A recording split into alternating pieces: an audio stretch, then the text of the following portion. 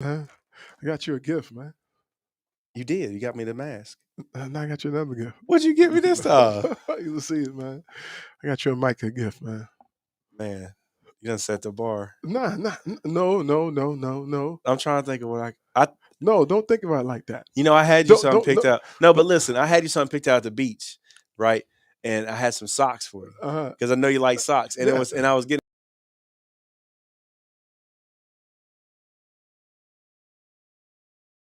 So she was like, "Oh, Here we go.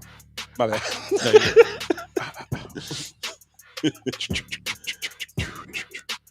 I don't think I can hear myself. Yep.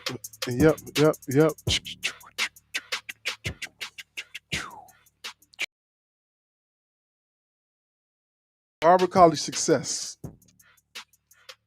Brought to you by Craig Charles of Crown Cuts Academy JC, Crown Cuts Academy Bristol, and Craig Crown Cuts Downtown JC. With my guest, can't wait to hear this episode. He said he can't wait to hear what I got to say. Hey, am I Fields? Am I your barber in Marion, Virginia? I'm excited to hear what happened to Craig this weekend. I Oh, wouldn't even man. let me tell you. I wanted him to tell everybody. This is going to be the icing on the cake. Yeah. But Barber College Success, a podcast for any listener out there who's into this industry, who's looking for an upgrade, looking for some insight, looking for some knowledge on anything barbering, anything how to be, any way how to become successful, any way how to leverage yourself. In life, you want pluses, not minuses. And I guarantee you, on this show, it's all about pluses. We teach you and let you listen to our great interview skills and our great guests and teach you how to earn the crown in this industry. Whether it be barbering, cosmetology, nails, aesthetics, anything in the cosmetology department, massage, yoga. I mean, I think it's the same avenue, but we call it Barber College Success because barbering is our expertise. What do you think, my guest? Introduce yourself. In my fields, yeah, it's what we do, man. And anybody that's just trying to be an entrepreneur, I think there's a lot on here for anybody that's just trying to go in business for themselves, Oh, whether it's barbering, you want to you want to weld, you want to yeah, be Lathan. What Lathan does is yeah. awesome. So Trucking company. yeah, I think it's just important to kind of start off with something. And when I originally started this podcast, I didn't know it was going to explode and get to this point where it's top 25 in the country and the world of barber content. yes, And you did. You had it inside you. You felt it. You I, go feel it. I mean, as of anything I do, I always do it for the love. Hmm. It's something that I like to do that's going to give me fun, enjoyment. Just give me purpose in life. Just give me a sense of just being a part of something. So it wasn't set out to be like, oh, it's going to explode and be the best. But I know the energy and the effort I put into things. I guess that's the first part. When come to think of it, that's the first part of it. When you put energy into something and the energy that you have is goodwill and trying to be positive and trying to show some love, I guess that's where it begins and evolve. I'd say 99.9% of the time, Yeah. 100% Mm. almost. You gonna be there. But today, before we talk about towards the end of the show, we'll talk about towards the end of the show what I did this weekend. But I want to talk about working in the shop, just being a barber, just working in the shop. It's funny. I'm just now really getting to where like I'm so focused on what I'm doing that like the students are separate almost. Like I'm seeing what they're doing that's Mhm. different. And yeah, there's some downtime in the shop. I mean, but the thing is, you see it from like a 360 view, and you're kind of understanding that everybody start out have these different ideas and where they want to go, where they want to be, and by the time you get through a barber school, your thoughts and your process kind of have developed and molded into a position where you're like, man, okay, I can do this now. I can do this with confidence, and I could be more than just a barber. Yeah, and uh there's different avenues for that. There's a lot of different ways you can go. I mean, and sometimes it's okay if you just want to just cut hair sometimes. And that's what the show is about. It's okay to be okay just to being a master barber in someone else's shop. Feels good. Yeah, Sometimes it feels good to just be able to go to work, get paid, and go home. And yeah. that's a great feeling. I mean, it's easy. It's a good life. It's no stress because you have to think about: do you want this responsibility of being a shop owner?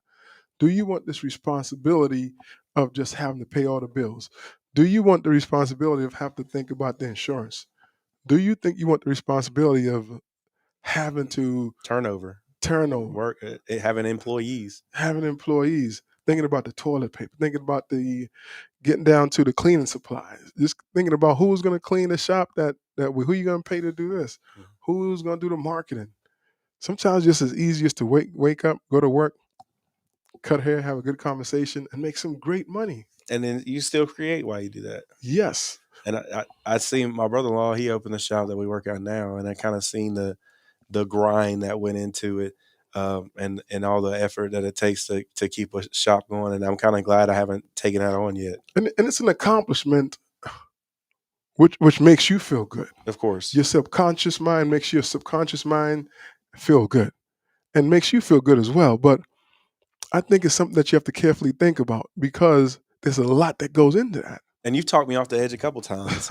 I was ready to go ahead and build the some giant shop and throw all my money in it and go into debt, and just to have a place to cut without even thinking about all the other possibilities that go into it. And I'm glad I didn't, because now I feel like, everything that's happened in my life recently, I've gotten a chance to breathe, and I couldn't imagine adding the stress of opening a business and dealing with that on top of everyday life right now. Right. And shop hopping doesn't help you either. No, I mean, it's the same thing. I mean, it might be a different building, it might be new clients, but at Right. the same time, you're still in the same environment. And if you Right. can't survive in that environment, it doesn't matter where you go. Yep.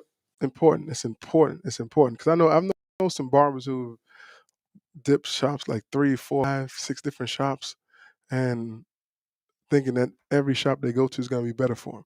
There's some circumstances where you can move shop where you should.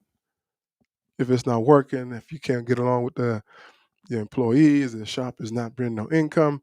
But those things you have to do in advance to find out the dynamics of the shop. Exactly. Get to know the owner, get to know the walk-in traffic, get to know if it's booth rent commission, get to know if what the walk-in traffic is.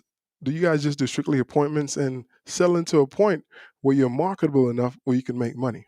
And also, I mean, if you're shop hopping, if you're going to shop after shop, ain't no way those relationships are all ending well. Right, If you're going for shop, and then you build a reputation for yourself, and reputation, it might just be, you might think, oh, I'm in the city, I can go here, but you go to South Side, North Side, but eventually your reputation is gonna follow you, especially if you're right. keeping the same clientele.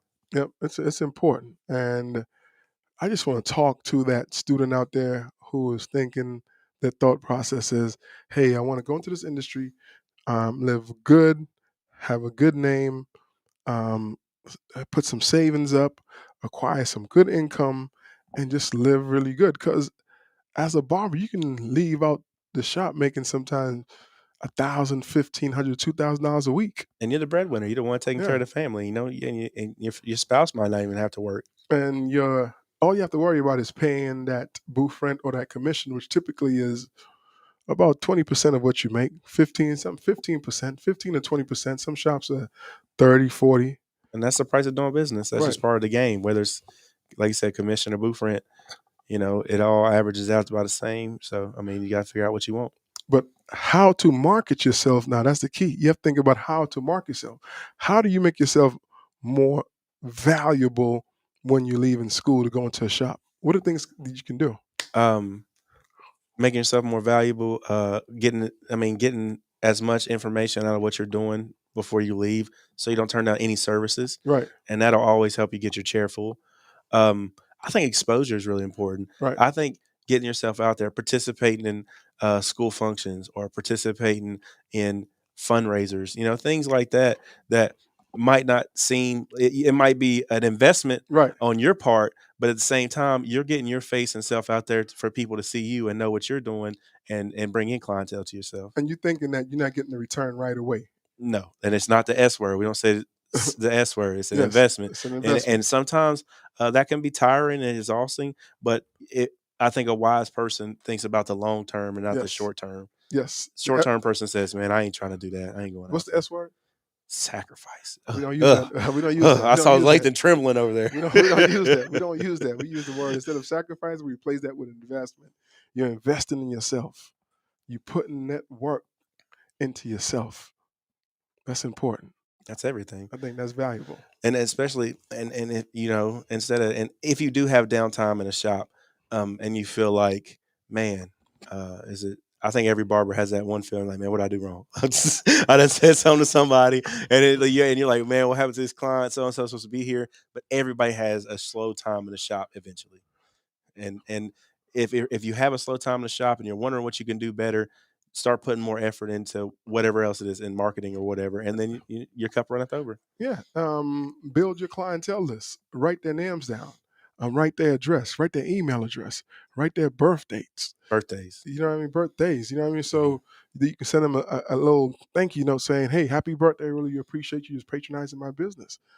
For Christmas, say, "Hey, thank you, Merry Christmas to you and your family." Little things like that help. Everything. Yeah. So being able to market yourself on that manner when there's downtime, that's important. Because you think when there's downtime, there's nothing else to do, but there's so much to do. You can grab a mannequin, you can practice. I was thinking about the birthday thing. Like, I hate going to the dentist, but for some reason, and I'm not even making this up. For some reason, when I get that little card that says, "Hey, am I? You ready to get your teeth cleaned?" I'm like, maybe I am. And I'm excited about That it, but at the same time, I still hate it. that personal touch, Yeah. that personal touch is amazing. People underestimate that, and you can start with those personal touches in school to set yourself apart. Because I know from experience as being an instructor, a lot of students don't like setting themselves apart. They just want to do the bare minimum, come into the building, and just be a cutter. Well, they're afraid to stand out because when they stand out, people start pointing out imperfections. Right. But everybody has imperfections. I had a student. He posted a picture this Saturday, and the picture was he's in the shop, Mhm. and the picture was inconclusive. The haircut wasn't really finished, and I was contemplating of should I text him and let him know what he should do different.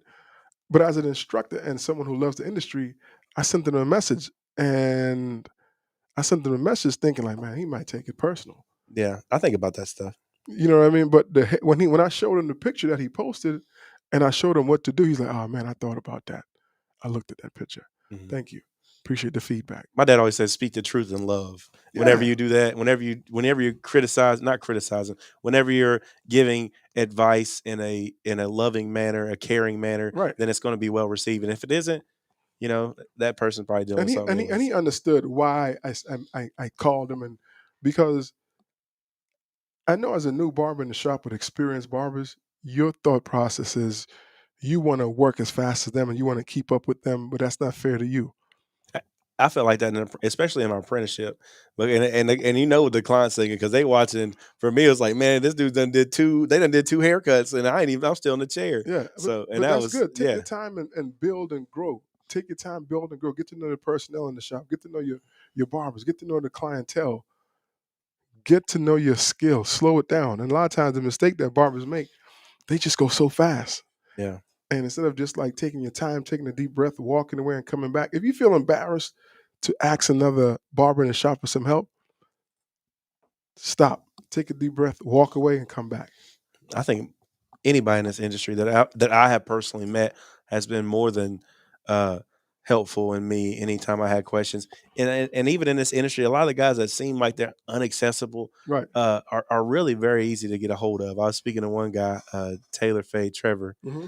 and I was asking about coming on the podcast, and he's like, yeah, he's like, you want my information? I'm like, yeah, let me get your number. I was like, you probably changed it, 3 or 4 times. He's like, no, it's the same number since I had since high school. So, That's good. And you yeah, don't realize that people are accessible. yeah. All this is the conversation and a question, and just be able to be confident enough to ask someone for help.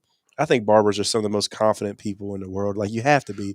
I think you have to be confident to greet somebody, meet new people, and give 100% of your effort to somebody that you've never met before or don't know what they're thinking, and try to create something great for them. I think that grows over time because you almost have to, because people will not patronize you if you don't act like you appreciate their business. So I think it's because there's a lot of barbers too who are really shy, and what they do, they're on their phone or they have their headphones on listening to music, which is a total no-no. Yeah. You can't grow your business like that. So you're saying that even if you aren't a sociable person, that you can learn that skill by being put in there. Like somebody would learn a new language, you put them in a different country, eventually they'll start picking up the language. Right. S Because naturally someone's going to come in there who's a talker, Mhm. and they're going to ask you questions because the they are a talker because they're trying to get comfortable to know if you know what you're doing with your tools. Or just knowing you. Just knowing you. Mhm. And people will kind of find their way strategically and smart. People will find their way to see if you're comfortable in your skill, what you're doing. So a lot of times, after a while, you get there so many times, you don't have a choice now but to reciprocate the conversation. Hmm. And then you gotta get some of the same questions over and over again, so you kind of know how to answer it over time differently I in a ask a lot of roundabout way. questions. Right. I still and even just about people, like I'll forget stuff. Like the students get up, they get mad at me because I ask them where they work at, and I don't I ever mean, remember where they work. I mean, They all work in different but just places. being a barber, conversations is something that rules the nation. When you're a barber, you have to make someone feel comfortable Mhm. when they're in your chair. Some people they feel comfortable just not talking, That's true, and I appreciate those of clients. course. We both can sit here and not talk because I'm gonna talk to the next person. Right, but that's rare. And that's a good thing about staying in the shop and going to work in the shop, because over time you learn how to build those qualities up. You're giving yourself time to build those qualities up, build those relationships, because your network is your net worth. I think the number one thing I had to learn over time that I didn't just pick up in a shop was how to handle my money. Right. Um, you got people like Ryan that go in it and they're already business savvy and they know Yep. what to do with it. But for me, it was like I was learning as an apprentice, and the guy that I was learning from wasn't really. Right. He was putting it in his pocket, And and then spending it or whatever. And and I and, really had to break that habit. and luckily Ryan came from a different perspective. Ryan was someone changing career, Hmm. who was a teacher at a high school in the financial teaching financial literacy. So that has helped him as he's going into his barber career. And then you got the business degree. Right. Mm-hmm. So you have to go out and be in a situation to ask those type of questions to your instructors, to the school owner when you go into an interview for the school. And even ask when you get into opportunity to go into a shop. That's something you want to be able to model and have the owner of the shop or have someone, a manager of shop, sit and talk to you about, hey, what do you guys do about taxes? What do you guys do about do you have any suggestions on how I should handle my money starting out? Building those relationships, and from shop hopping it's hard to kind of build those relationships. I mean, I just think about those people are probably just they're burning bridges anyways. I mean, with shop hopping, they're just not happy anywhere. But I will say that it took time for me to figure out the money thing, and I'm happy that I'm learning now, and I'm so It's a interested. process. And when you figure it out, the whole money thing, it really gives you another sense of freedom Yep. to know that you're handling. You know where all your money's going, and you know what you're dealing with, and Investing. yeah, and you should. And also, I think you should promote the shop that you're at. Of course. Uh, Regardless if you're new there and you think you might be there for temporarily, but you should still promote the shop. Some barbers' thought process is so skewed. Their thought process is thinking is, well, I'm just going to promote me because I'm working in the shop. Mhm. You working in the shop, so you have to promote the shop too as well. You have to build the shop up, build yourself up, but build the shop up as well too. You can do both of them. You can't just highlight yourself and say, well, this is Mark touchdown Barber. And where you working at, touchdown Barber? Where you working at? You know what I mean? Yeah. So you have to go into it like you want someone to treat your shop when you have a shop one day. And then everybody can eat together because Everybody can if eat you have together. overflow or you got a day off, you You can can, just hook somebody up. It don't yeah. hurt. It don't, I mean, they're gonna get a haircut for somebody. Might as well be in your shop. So the thought process of some barbers, man, it just kind of. But I guess that's from not being organized in your thought process and having a game plan going in. And you can go into if you tell a shop owner, "Hey, I'm only going to be here 2 months, 3 months," they might not hire you. Be honest. Be honest with your feelings. Be honest with yourself. If you tell, "Hey, you know what? I have aspirations of opening a shop one day, but I can give you 2 years." Be honest and give that best 2 years of your life in that shop, because if you hope to have employees, you want that to be reciprocated. And I think sometimes it could be for me. I had a lot of bad habits that I got from just working around guys that had bad habits in the industry. Yes. Like some of it, I didn't realize was bad until I got off to myself and was like, I need to focus and do better on this. Right. It had my own epiphany just from being around successful people and learning. But I mean, sometimes it might be the fault of people that they've learned from. Yeah. But I mean, the moral compass should always point north, in my opinion. So you Yes. should know what the right thing to do is. Of course. And if you feel that you're in a situation that it's not working, I mean, then you have some conversations with people who you in the industry who you see is working for, and ask them, what can you do differently? Or maybe you're just in the wrong platform. Maybe it is time for you to go travel and meet other people and do your thing. I mean, sometimes, or maybe even it's time for you to open a shop. I mean, who knows? The more and more I hear you say it, am I, when you talk about just doing something besides cutting hair makes it worthwhile. I started thinking about that when you said that, and I felt it, but I started thinking about it more. How it just makes it so much worthwhile. Where coming to the podcast, that's part of the barbering industry that we're Hmm. part of. Being an instructor, that's part of the barbering industry that we're part of, and then also cutting. It just makes it so much more worthwhile because you're being around people in so many different perspectives in the same industry. Yeah, I really feel like it's such a I feel like the range is so far now with just this, um, being at the school, cutting in the shop. I feel like my reach is so much bigger, Hmm. and I just want to be positive and reach out and touch other people with that. And it's just that's a more of a blessing to me than just giving you a great haircut. Right. Being able to touch people in a positive way and be encouraging, whether it's people that are cutting hair, Hmm. cosmetologists, or students, I can just be encouraging to them. And because we get so stagnated sometimes, where Hmm. we just look like straight ahead, Hmm. and I understand we want so much more. We want different things, but we're looking straight ahead. In order to get more and see certain things, you have to open up your blindness. Yes. You have to look both ways. You have to look straight ahead. You have to look behind you. And it's hard when you first start cutting hair because I remember the only thing on my mind was cutting hair and building clientele. Right. And then, I almost had to get a shook in a way, that a way that something happened and it shook me. I was like, hold on, let me look up and see what's going on. Okay, I am blessed and it is getting a little bigger. And I need to focus more on everything going around me because, just putting my head down is making me ignorant to the rest of the stuff. Yes. And I'm neglecting parts of my business that I didn't even know. And that's what made me grow. Once I was able to look up and be like, okay, this is a whole organization here. And that's options of just working in the shop, Mhm. staying in the shop and working in the shop. You give yourself options when you say, maybe I want to be an instructor. Be an instructor 1 day a week, 2 days a week, and then you can still work in the shop. And man, and that's a blessing just to have an instructor's license and know. I actually went by my local trade school to check out their program, Uh-huh. and they're like, "Man, you could be." And I'm like, "No, thank you. I'm already an instructor up Right. here." But it was just such a blessing to know that there's more career opportunities for myself. I'm Yep. not limited, and if there's ever a time that I am tired of being behind a chair, Yep. I can go teach in a school, Yes.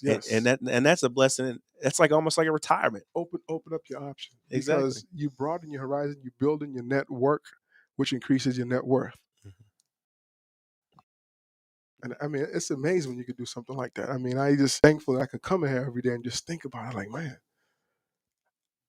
why was I just thinking so secular when I was younger in this barbering industry? But the thing was, I wasn't really branched on getting into mentors, being around other people in the industry. I was just thinking about Well, and I appreciate you allow me to be on this platform and to break up my day has just helped me grow so much. And I think that honestly, if I just stayed cutting hair for myself personally, it might have got old. right, But being these little things and increase and learn how to grow myself, I think is the biggest thing because I was able to see what was possible. And then I could say, okay, if I wanted to do this, I can do this. right, Or if I wanted to do this, I could do this. And then I could find different avenues to go with it and just create for myself is and we're not telling people don't uh, have aspiration of owning your own shop. Don't go in and look to try to open your own business. I'm not. That's not what I'm saying. I'm saying that there's enough out there for all of us. Don't try to put yourself in a situation that you can't. Don't bite off more than you can chew. Take your time. You come out of school, go in the shop. and there's two things and there's one thing that I know that really kind of opened my eyes and I talking to you and Micah.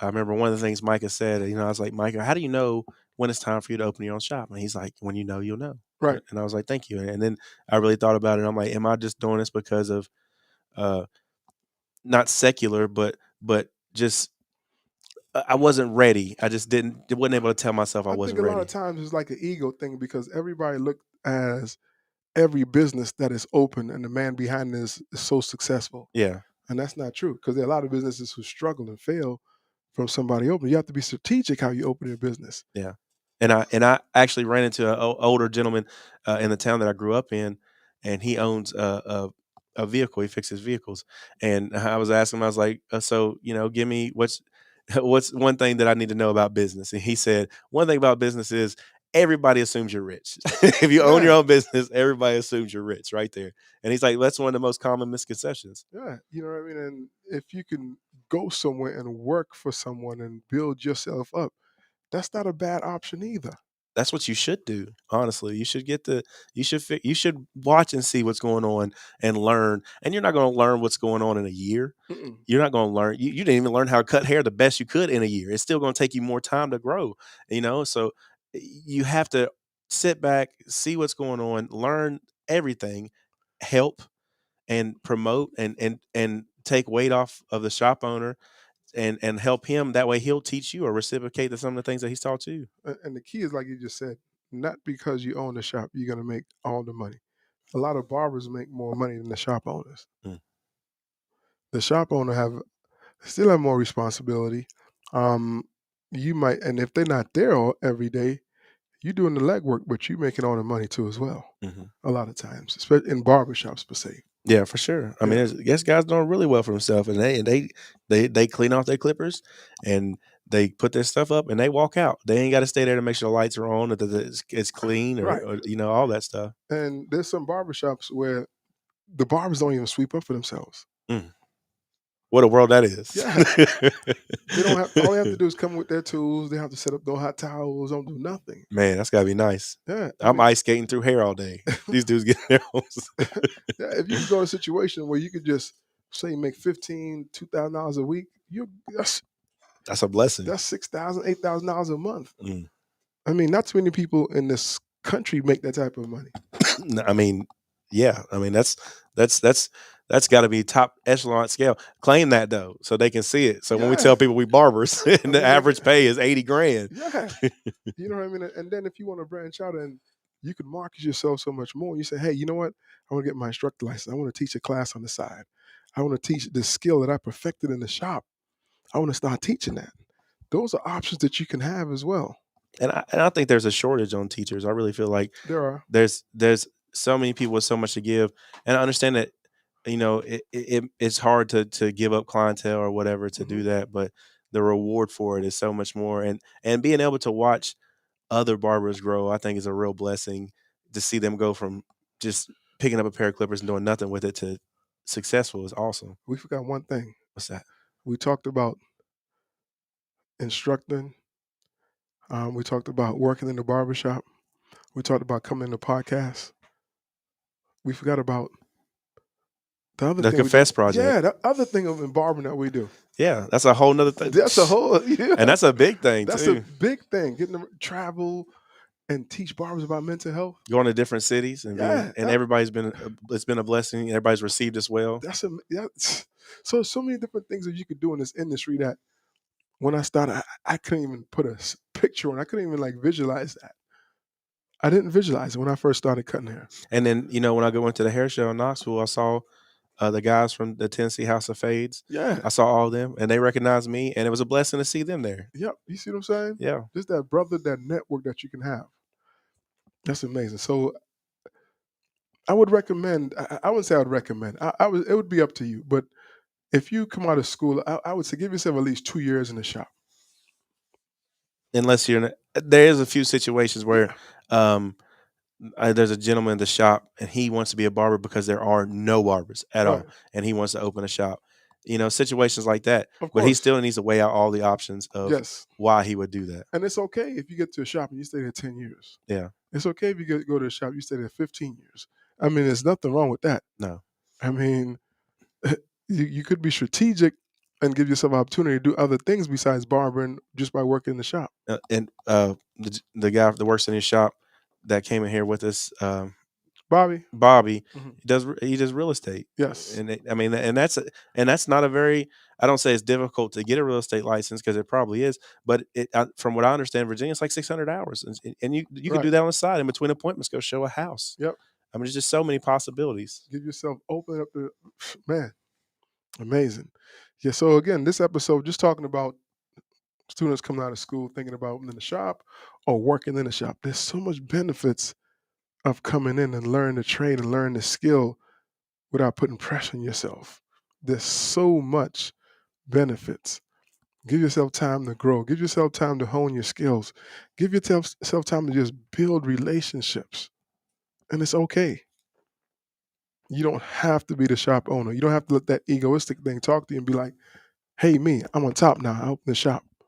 And clients will do that to you sometimes too, because like and indirectly, just wanting the best from you, wanting to see you grow, and wanting Right. the best for you. To be like, hey man, When you open so your when you shop. get your own spot, And I understand that that. happens all the time. It's Yeah. probably a guy getting it whispered to their ear right Yeah. now. So It's time to get your own shop.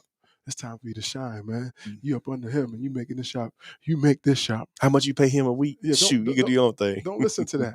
Don't listen to that. Even if you're paying your booth friend a commission, and your booth friend is typically some booth friends go to 175 to 250 a week. If you're making the standard rate in the barbering industry is 70/30. That's the standard rate. So if you're making $1,000, you got to give $300. If you're making $10, you got to give $3. The standard rate is 70/30. But some barber shops out there are generous where they'll be like booth rent 75, booth rent 100, booth rent 150. But the standard rate typically is 70/30, 60/40 some, but 70/30. Yeah, and I'm fortunate to be on the lighter end of that, and with that, I feel like I should even give back even more to Right, the shop that I work at and promote it, and not for not because the money's going in my pocket, but just because I am a representative of that shop, and it reflects me as well as I reflect it. right. And you feel you should. Yep, yep.